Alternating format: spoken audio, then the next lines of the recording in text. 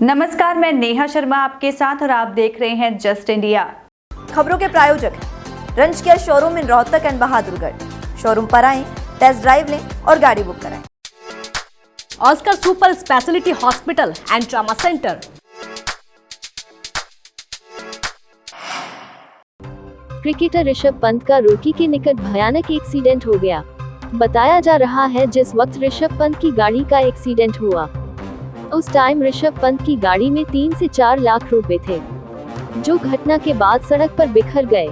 एक तरफ ऋषभ पंत दर्द से तड़प रहे थे, तो दूसरी तरफ कुछ लोग ऋषभ की मदद के बजाय सड़क पर पड़े नोटों को अपनी जेबों में भर रहे थे, तो कुछ लोग वीडियो बनाने में मशगूल थे। हालांकि कुछ लोगों ने ऋषभ की मदद भी की, लेकिन कुछ लोगों ने इंसानियत को शर्मसार कर दिया, जिन्होंने ऋषभ की मदद करने के बजाय नोट इकट्ठा करने में व्यस्त थे। हालांकि 2 युवकों ने एक्सीडेंट के बाद ऋषभ पंत को अस्पताल में पहुंचाया। डॉक्टर सुशील नागर की माने तो भर्ती के दौरान ऋषभ पंत की हालत थोड़ी गंभीर थी, लेकिन जैसे जैसे समय गुजरा उनकी हालत में सुधार आ गया।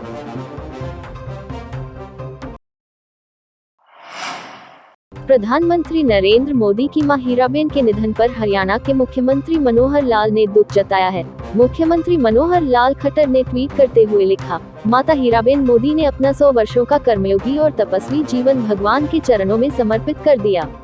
प्रधानमंत्री नरेंद्र मोदी की पूज्य माता का निधन बेहद दुखद है। महादेव पुण्यात्मा को अपने श्री चरणों में स्थान दें। 100 साल की आयु माँ की हुई और माँ की प्रेरणा से ही हमारे प्रधानमंत्री नरेंद्र मोदी जी इस लगन से इस देश को आगे बढ़ा रहे हैं, दुनिया में एक नाम कर रहे हैं। वास्तव में इस माँ की ही कृपा से ये सब संभव हो पाया है।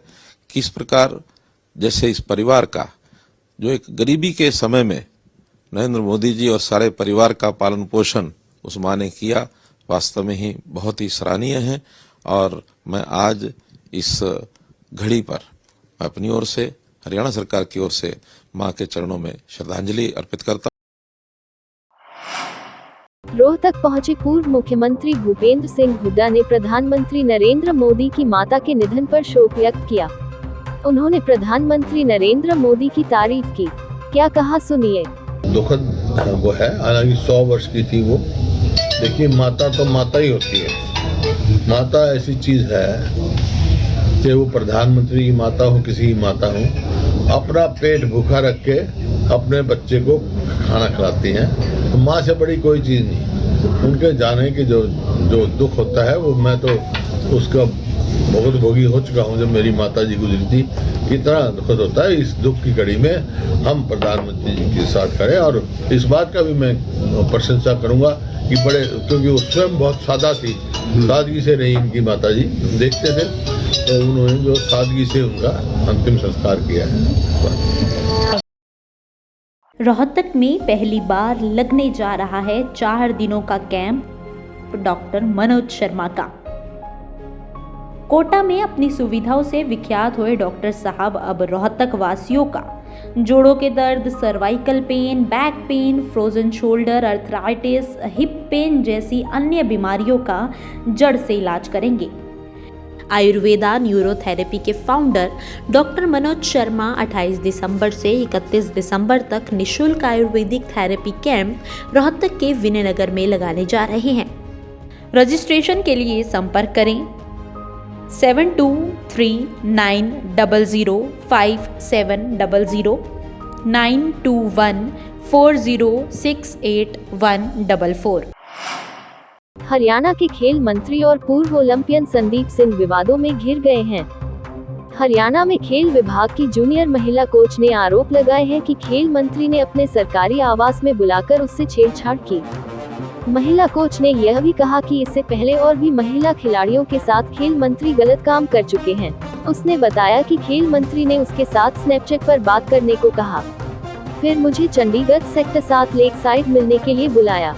मैं नहीं गई तो वे उसे इंस्टा पर ब्लॉक और अनब्लॉक करते रहे। फिर उसे एक डॉक्यूमेंट के बहाने घर बुलाया, जहां मंत्री ने उसके साथ छेड़छाड़ की। इन्होंने बोला है कि मैडम मैं यहाँ पे अनकंफर्टेबल हूँ और ऑफिस में बात नहीं करते हैं, कैमरा है और आप समझ सकते हैं। तो इनके ऑफिस में बिल्कुल साइड में एक कैबिन है जिसमें सिर्फ सोफ़ा डला हुआ है और कुछ टेबल वगैरह हैं। तो इन्होंने मुझे बोला कि मैं यहाँ कंफर्टेबल हूँ, मैं यहाँ बैठ के बात कर सकता हूँ। तो सर इन्होंने मेरे डॉक्यूमेंट्स टेबल पे रख दिए और साइड चेयर पे ये, जैसे ये चेयर है, ये ऐसे आके बैठ गए और मैं बिल्कुल ऐसे बैठी, तो इन्होंने बोला कि आप साइड में आ जाइए। तो सर इन्होंने मेरे पैर पे हाथ रखा और बोले कि मैंने तुम्हें फ़र्स्ट टाइम देखा था, तुम मुझे तब से काफ़ी अच्छी लगती हो और तुम अट्रैक्टिव हो, तुम्हारा अच्छा फिगर है और एथलेटिक्स में तो सारी काली पीली लड़कियां हैं, ना उनका लुक अच्छा है ना पर्सनैलिटी अच्छी है, और मैं तुम्हें स्पॉन्सर कराऊंगा और तुम क्यों पंगे कर रही हो, ये हाथ पैर तुड़ा रही हो, तुम मुझे खुश रखो, मैं तुम्हें खुश रखूँगा।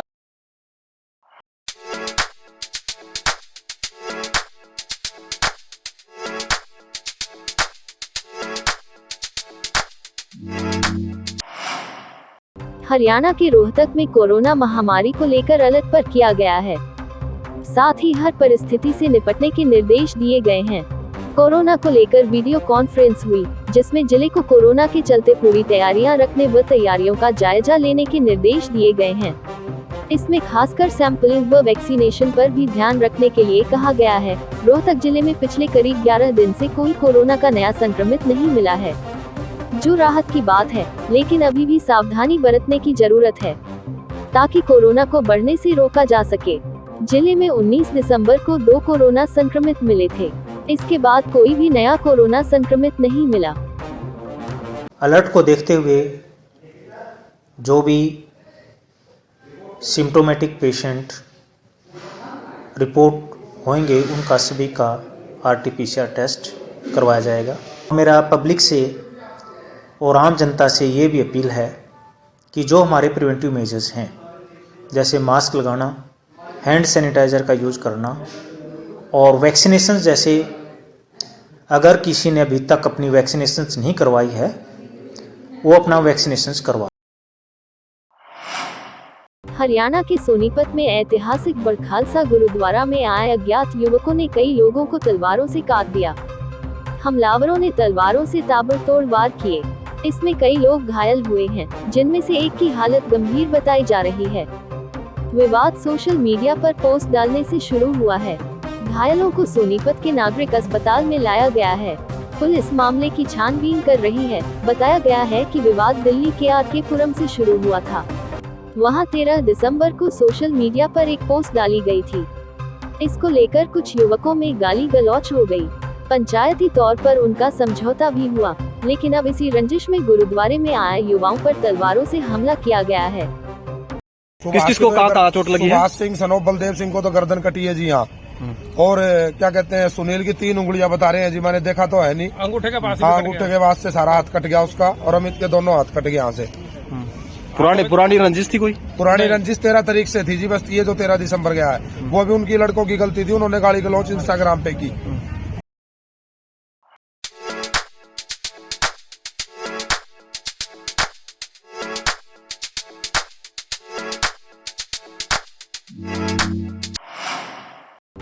फरीदाबाद में सीएम फ्लाइंग ने सट्टा खिलाने वाले ठिकाने पर छापेमारी की। दरअसल सीएम फ्लाइंग की टीम को सूचना मिली थी कि ओमेक्स एनक्लेव स्माइलपुर पर गिरोह चलाया जा रहा है, जिसके बाद सब इंस्पेक्टर सतवीर सिंह और ASI शिव कुमार द्वारा स्थानीय पुलिस के साथ रेड करके सट्टा खिलाने वाले 3 लोगों को गिरफ्तार किया। मौके पर से रजिस्टर और सट्टे में लगाए हुए पैसे भी बरामद किए। पुलिस द्वारा आरोपी के खिलाफ मामला दर्ज कर लिया है। हरियाणा के सोनीपत में सीएम फ्लाइंग ने शराब से भरा एक कंटेनर बरामद किया है। कार्रवाई के दौरान कंटेनर का ड्राइवर मौके से फरार हो गया। कंटेनर में शराब की करीब 1000 पेटियां भरी हैं। ये शराब चंडीगढ़ में सप्लायर के लिए थी, लेकिन इसे तस्करी कर सोनीपत लाया गया। शराब तस्करी के इस मामले में छानबीन जारी है। इससे जुड़े लोगों का पता लगाने के प्रयास हो रहे हैं। बताया गया है कि सीएम फ्लाइंग को सूचना मिली थी दिल्ली नंबर के एक कंटेनर में अवैध शराब तस्करी कर सोनीपत लाया गया है।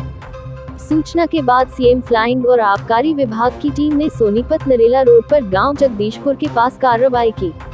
इस बीच OP जिंदल ग्लोबल यूनिवर्सिटी के पास एक कंटेनर को रोका गया। इसका ड्राइवर कंटेनर को छोड़कर खेतों के रास्ते मौके से फरार हो गया।